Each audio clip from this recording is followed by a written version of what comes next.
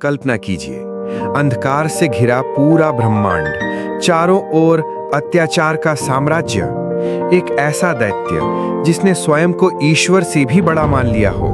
और उसी समय प्रकट होते हैं भगवान विष्णु का वो रूप जिसका वर्णन करने में स्वयं देवता भी कांप उठते हैं। आधा सिंह, आधा मनुष्य, क्रोध से प्रज्वलित नेत्र, गर्जना से कांपती धरती और उन उग्र नखों से चिर फाड़ते हुए अधर्म का अंत। जी हाँ, आज हम सुनेंगे नरसिंह भगवान की अद्भुत, रहस्यमयी और प्रेरणादायक कथा, जो केवल एक अवतार की कहानी नहीं, बल्कि भक्ति की शक्ति, साहस और धर्म की विजय का शाश्वत संदेश है। सनातन धर्म के विशाल सागर में जब जब अधर्म और अन्याय की लहरें उठी, तब तब भगवान ने स्वयं अवतरित होकर धर्म की रक्षा की और अपने भक्तों का उद्धार किया।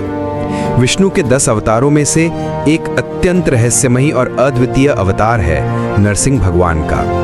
उनका स्वरूप ही एक गहन संदेश है कि ईश्वर अपने भक्त की रक्षा के लिए किसी भी रूप में प्रकट हो सकते हैं, और जब अधर्म अपनी सीमा लांघ देता है तब वह विनाश भी निश्चित है। ये कथा केवल एक पुराना पुराण प्रसंग नहीं, बल्कि हर युग के लिए प्रेरणा है कि सत्य, भक्ति और धर्म ही अंततः विजयी होते हैं। नरसिंह भगवान की कथा का बीज हमें वैकुंठ लोक में मिलता है, जहां भगवान विष्णु के द्वारपाल जय और विजय रहते थे। एक बार सनक, सनंदन, सनत कुमार और सनातन ऋषि वैकुंठ में भगवान के दर्शन करने आए, परंतु द्वारपालों ने उन्हें प्रवेश नहीं दिया। ऋषियों को क्रोध आ गया और उन्होंने श्राप दिया कि जय और विजय 3 जन्मों तक असुर योनि में जन्म लेंगे और भगवान के शत्रु बनकर संसार में अधर्म फैलाएंगे। भगवान विष्णु ने उन्हें सांत्वना दी, परंतु श्राप वापस नहीं लिया जा सकता था। जय और विजय ने यह विकल्प चुना कि वे 3 जन्मों तक शत्रु बनेंगे ताकि जल्दी भगवान के धाम लौट सकें। इस श्राप के फल स्वरूप वे पहले जन्म में हिरण्याक्ष और हिरण्यकशिपु के रूप में प्रकट हुए। हिरण्याक्ष का वध भगवान विष्णु ने वराह अवतार में किया।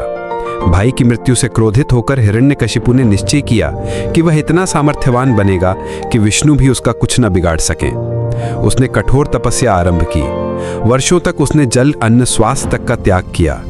उसका शरीर सूखकर हड्डियों का ढांचा मात्र रह गया। उसकी घोर तपस्या से तीनों लोग कांप उठे और ब्रह्मा जी प्रकट हुए। उन्होंने प्रसन्न होकर कहा कि वह जो चाहे वर मांग ले। हिरण्यकशिपु ने कहा कि उसे ऐसा वरदान चाहिए कि मृत्यु उसका स्पर्श न कर सके। न देवता, न दानव, न पशु, न मानव उसका वध कर सके। न घर के भीतर, न बाहर, न दिन में, न रात में, न धरती पर, न आकाश में उसकी मृत्यु हो। न किसी अस्त्र से, न किसी शस्त्र से उसे मारा जा सके। ब्रह्मा ने उसकी तपस्या से प्रसन्न होकर तथास्तु कह दिया। इस वरदान को पाकर हिरण्यकशिपु अत्याचारी बन गया। उसने स्वयं को ईश्वर घोषित कर दिया। तीनों लोकों में उसने आतंक फैला दिया। देवताओं को पराजित कर दिया, यज्ञों को नष्ट कर दिया और सभी को आदेश दिया कि वे केवल उसकी पूजा करें। उसके आदेश से समस्त प्रजा भयभीत हो गई। किंतु विधि का विधान देखिए, उसके ही घर में जन्मा उसका पुत्र प्रहलाद भगवान विष्णु का अनन्य भक्त बना।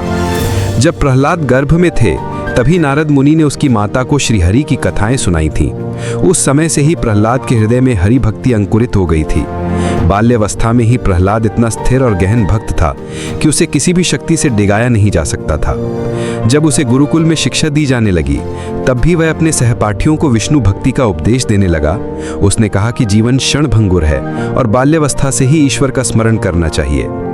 जब यह समाचार हिरण्यकशिपु तक पहुंचा, तो उसने प्रहलाद को बुलाया और पूछा कि उसे सबसे प्रिय क्या है। प्रहलाद ने निर्भीक होकर उत्तर दिया कि विष्णु ही उसके स्वामी हैं और वही सच्चे ईश्वर हैं।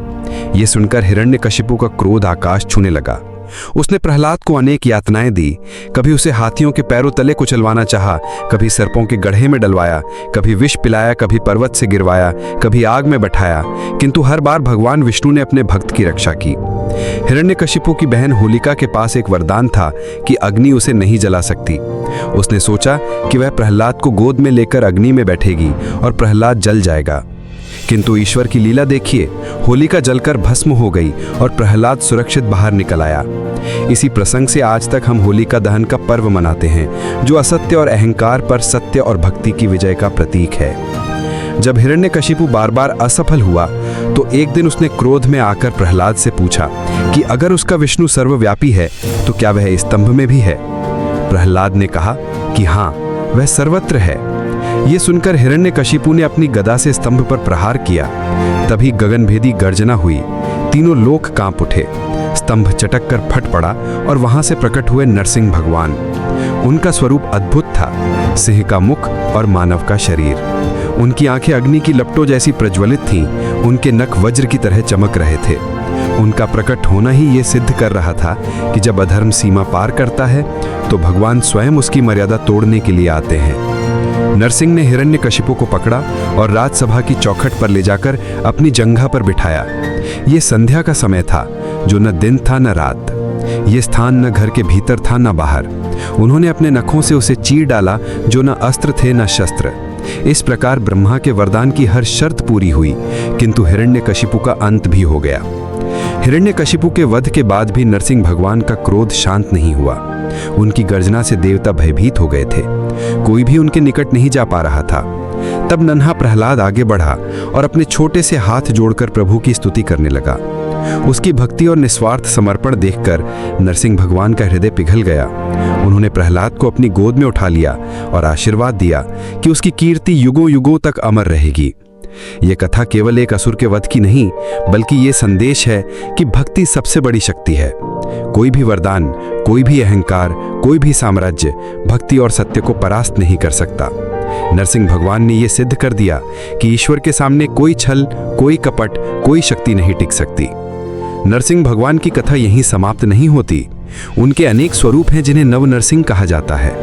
ज्वाला नरसिंह, उग्र नरसिंह, वीरा नरसिंह, मालोला नरसिंह, योगानंद नरसिंह, भट्ट नरसिंह, लक्ष्मी नरसिंह, प्रहलाद वरद नरसिंह और करुणा नरसिंह। आंध्र प्रदेश का अहोबिलम धाम इन नव नरसिंह रूपों का केंद्र है।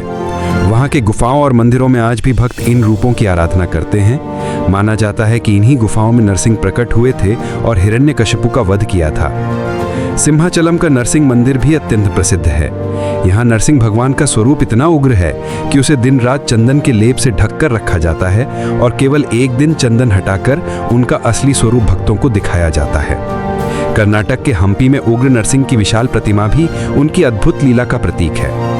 नरसिंह भगवान की उपासना केवल कथा तक सीमित नहीं, उनका दर्शन ये बताता है कि ईश्वर के शरण में जाने से भय समाप्त हो जाता है। प्रहलाद का जीवन हमें ये सिखाता है कि परिस्थिति चाहे कितनी भी विपरीत हो, अगर मन में भक्ति और विश्वास है तो ईश्वर स्वयं रक्षा करते हैं। नरसिंह कवच, नरसिंह स्तोत्र और नरसिंह मंत्र आज भी भक्तों को साहस और निर्भयता प्रदान करते हैं। माना जाता है कि जो नरसिंह कवच का नियमित पाठ करता है उसे किसी भी प्रकार की बाधा या भय का सामना नहीं करना पड़ता। आधुनिक जीवन में नरसिंह भगवान की कथा हमें ये सिखाती है कि अन्याय के विरुद्ध खड़ा होना ही धर्म है, चाहे परिवार ही क्यों ना विरोध करे। जैसे प्रहलाद ने अपने पिता के विरुद्ध सत्य का साथ दिया, वैसे ही हमें भी अपने जीवन में सत्य और धर्म की रक्षा करनी चाहिए। नरसिंह भगवान का उग्र रूप ये स्मरण कराता है कि धर्म की रक्षा के लिए कभी कभी कठोरता आवश्यक है। इस प्रकार नरसिंह भगवान की कथा केवल प्राचीन इतिहास नहीं, बल्कि वर्तमान और भविष्य के लिए भी मार्गदर्शक है। ये हमें साहस देती है, ये बताती है कि चाहे कितनी भी कठिनाइयां हों, अगर हम ईश्वर पर विश्वास रखते हैं तो वह अवश्य हमारी रक्षा करेंगे। प्रहलाद की तरह हमें भी अपने हृदय को भक्ति और विश्वास से भरना चाहिए, और तब जीवन में कोई भी बाधा स्थायी नहीं रह सकती। हिरण्यकशिपु के अंत के बाद नरसिंह भगवान की कथा केवल एक वध पर समाप्त नहीं होती, बल्कि ये कथा युग युगांतर तक फैलने वाले संदेशों का आधार बन जाती है। जब भगवान ने अपने भक्त प्रहलाद को गोद में उठाया और उसके सिर पर करुणा का हाथ रखा, तब सारा ब्रह्मांड जान गया कि भक्ति ही सबसे बड़ी शक्ति है। ये कथा केवल एक दैत्य और देव की लड़ाई नहीं थी, बल्कि ये धर्म और अधर्म, अहंकार और विनम्रता, अविश्वास और भक्ति की शाश्वत टकराहट थी, जिसमें अंततः भक्ति विजयी हुई। नरसिंह भगवान का स्वरूप अद्भुत और रहस्यमयी है। वे आधे सिंह और आधे मानव हैं। उनके स्वरूप में गहन रहस्य छिपा है। सिंह का रूप शक्ति, साहस और उग्रता का प्रतीक है, वहीं मानव का रूप बुद्धि, विवेक और करुणा का द्योतक है। इस अवतार में भगवान ने यह संदेश दिया कि शक्ति और विवेक का संतुलन ही धर्म है। केवल शक्ति अधर्म बन सकती है और केवल विवेक कभी कभी दुर्बल हो सकता है। जब शक्ति और विवेक मिलते हैं तभी सच्चा न्याय संभव है। भगवान के प्राकट्य के बाद से ही उनके अनेक स्वरूपों की उपासना आरंभ हुई। आंध्र प्रदेश के नल्लमलाई पर्वतों में स्थित अहोबिलम धाम नरसिंह भगवान का प्रमुख केंद्र माना जाता है। मान्यता है कि यहीं नरसिंह ने हिरण्यकश्यपु का वध किया था। यह स्थान आज भी रहस्यमय वातावरण से भरा हुआ है। अहोबिलम में भगवान के 9 प्रमुख स्वरूपों की पूजा की जाती है, जिन्हें नव नरसिंह कहा जाता है। प्रत्येक स्वरूप एक विशेष भाव और शक्ति का प्रतीक है। ज्वारा नरसिंह उस अग्नि के स्वरूप हैं जिसमें हिरण्यकश्यपु का अंत हुआ। उनकी मूर्ति को देखकर भक्तों को वो क्षण स्मरण हो आता है जब अधर्म जलकर भस्म हुआ। उग्र नरसिंह वो रूप हैं जिसमें भगवान का क्रोध असहनीय था। उनकी आंखें लाल अग्नि की तरह चमकती हैं और उनका रूप भक्तों को ये संदेश देता है कि जब अत्याचार अपनी सीमा पार करता है तब भगवान स्वयं उग्र होकर प्रकट होते हैं। वीरा नरसिंह युद्ध और पराक्रम के प्रतीक हैं, जबकि मालोला नरसिंह का रूप सौम्य और प्रेममय है। मालोला का अर्थ है जो लक्ष्मी जी के साथ लीला मग्न है।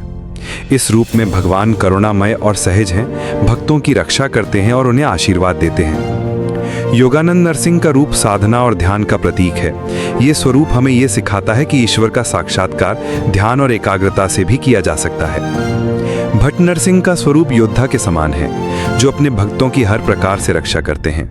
लक्ष्मी नरसिंह में भगवान अपनी सहचरी लक्ष्मी जी के साथ विराजमान हैं और भक्तों को ऐश्वर्य, सुख और शांति प्रदान करते हैं। प्रहलाद वरद नरसिंह वो रूप हैं जिसमें वे अपने भक्त प्रहलाद को वरदान देते हैं। ये स्वरूप भक्त और भगवान के संबंध का प्रतीक है। करुणा नरसिंह उनके उस सौम्य रूप का प्रतीक है जिसमें वे करुणामय होकर भक्तों के सभी दुख हर लेते हैं।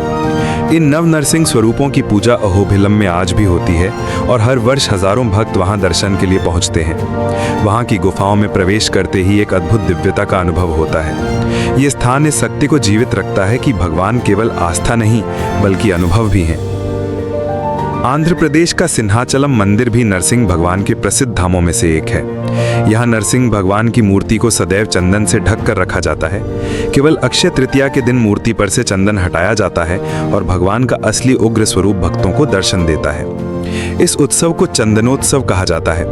हजारों भक्त इस अवसर पर उमड़ पड़ते हैं क्योंकि वर्ष में केवल यही एक दिन होता है जब भगवान के उग्र स्वरूप के दर्शन होते हैं। कर्नाटक के हम्पी में भी उग्र नरसिंह की एक विशाल प्रतिमा स्थित है। ये प्रतिमा 6.7 मीटर ऊंची है और आज भी भक्तों को विस्मय में डाल देती है। इसका निर्माण विजयनगर साम्राज्य के समय हुआ था। माना जाता है कि यह प्रतिमा भगवान के उस उग्र रूप का प्रतीक है जिसमें उन्होंने अधर्म का संहार किया था। इन मंदिरों के अतिरिक्त उत्तर भारत, नेपाल, बंगाल और उड़ीसा में भी नरसिंह भगवान के कई प्राचीन मंदिर स्थित हैं। पुरी जगन्नाथ मंदिर के परिसर में भी नरसिंह देव का एक प्राचीन मंदिर है, जहां भगवान को विशेष रूप से उग्र रूप में पूजित किया जाता है। यह दर्शाता है कि नरसिंह भगवान की उपासना केवल दक्षिण भारत तक ही सीमित नहीं रही, बल्कि पूरे भारतवर्ष में फैल गई। नरसिंह भगवान की आराधना में नरसिंह स्तोत्र और नरसिंह कवच का विशेष महत्व है। नरसिंह कवच का उल्लेख ब्रह्मांड पुराण में मिलता है। कहा जाता है कि इसका पाठ करने से मनुष्य को किसी भी प्रकार का भय नहीं सताता। ये कवच शरीर और मन दोनों को सुरक्षित रखता है। इसमें भगवान के प्रत्येक अंग की स्तुति करते हुए उनसे संरक्षण की प्रार्थना की जाती है। जैसे उनके नख से शत्रुओं का नाश हो, उनकी भुजाओं से भक्त की रक्षा हो, उनके चरणों से जीवन में सुख की प्राप्ति हो। नरसिंह स्तोत्र भी अत्यंत प्रभावी है। इसमें भगवान की उग्रता और उनकी करुणा दोनों का वर्णन है। यह स्तोत्र भक्त को यह अनुभूति कराता है कि भगवान हर क्षण उसके साथ हैं और किसी भी विपत्ति से उसकी रक्षा करेंगे। नरसिंह भगवान का दर्शन केवल भय से मुक्ति का नहीं बल्कि भक्ति का भी है। प्रहलाद ने हमें यह सिखाया कि ईश्वर का स्मरण कभी भी व्यर्थ नहीं जाता। उनका जीवन हमें यह प्रेरणा देता है कि जब दुनिया का कोई भी सहारा साथ न दे, तब भी ईश्वर हमारे साथ होते हैं। आज के युग में जब भय, असुरक्षा और तनाव हर ओर फैला हुआ है, तब नरसिंह भगवान की कथा हमें साहस और आत्मविश्वास देती है। उनका स्वरूप हमें ये सिखाता है कि जीवन में जब भी अन्याय और अत्याचार का सामना करना पड़े, तब मौन रहना ही धर्म नहीं है। कभी कभी धर्म की रक्षा के लिए कठोर बनना आवश्यक है। नरसिंह भगवान की उग्रता यही संदेश देती है, परंतु साथ ही उनका करुणा से भरा रूप हमें यह भी सिखाता है कि ईश्वर केवल दंड देने वाले नहीं बल्कि दयालु और प्रेममय भी हैं। नरसिंह भगवान की कथा का एक और गहरा अर्थ है। हिरण्यकश्यपु ने अमरता पाने के लिए वरदान मांगा था, लेकिन उसकी दृष्टि केवल बाहरी मृत्यु पर थी। उसने ये नहीं समझा कि मृत्यु केवल शरीर की नहीं बल्कि अहंकार की भी होती है। उसका शरीर वरदान से सुरक्षित था, परंतु उसका अहंकार सुरक्षित नहीं था। ईश्वर ने उसी अहंकार का विनाश किया। ये हमें यह सिखाता है कि सच्ची अमरता भक्ति और धर्म में है, न कि अहंकार और शक्ति में। आधुनिक समय में जब मनुष्य विज्ञान और तकनीक की प्रगति से अपने को अजेय मानने लगता है, तब नरसिंह भगवान की कथा हमें यह स्मरण कराती है कि किसी भी शक्ति से बड़ा केवल ईश्वर है। कोई भी साधन, कोई भी तकनीक, कोई भी साम्राज्य शाश्वत नहीं है। शाश्वत केवल सत्य है और ईश्वर ही सत्य है। नरसिंह भगवान की कथा का महत्व केवल धार्मिक दृष्टि से नहीं, बल्कि सामाजिक और सांस्कृतिक दृष्टि से भी अत्यंत गहरा है। होलिका दहन और होली का पर्व इसी कथा से जुड़ा हुआ है। ये पर्व हमें हर वर्ष ये स्मरण कराता है कि असत्य और अन्याय का अंत अवश्य होता है और भक्ति और सत्य की विजय निश्चित है। नरसिंह भगवान का संदेश ये है कि भय से मुक्ति केवल ईश्वर की शरण में जाकर ही मिल सकती है। जब हम अपने जीवन को उनकी भक्ति में समर्पित कर देते हैं, तब सभी भय स्वतः समाप्त हो जाते हैं, चाहे वो भय शारीरिक हो, मानसिक हो या सामाजिक हो। ईश्वर पर विश्वास करने से ही हमें सच्चा साहस मिलता है। इसलिए नरसिंह भगवान को भयहरण भी कहा जाता है। भक्त उन्हें स्मरण करते ही अनुभव करता है कि उसके जीवन से नकारात्मकता और भय दूर हो रहा है। यही कारण है कि आज भी लाखों लोग संकट के समय उग्रम वीरम महाविष्णुम ज्वलंतम सर्वतोमुखम नरसिंहम भीषणम भद्रम मृत्यु मृत्यु नमाम्यहम मंत्र का जप करते हैं और आत्मबल प्राप्त करते हैं। नरसिंह भगवान की कथा का ये दूसरा भाग हमें ये बताता है कि उनका अवतार केवल एक ऐतिहासिक प्रसंग नहीं, बल्कि एक शाश्वत संदेश है। ये हमें ये सिखाता है कि धर्म की रक्षा करना ही सच्चा जीवन है, भक्ति ही सबसे बड़ा सहारा है और ईश्वर पर विश्वास ही सबसे बड़ी शक्ति है।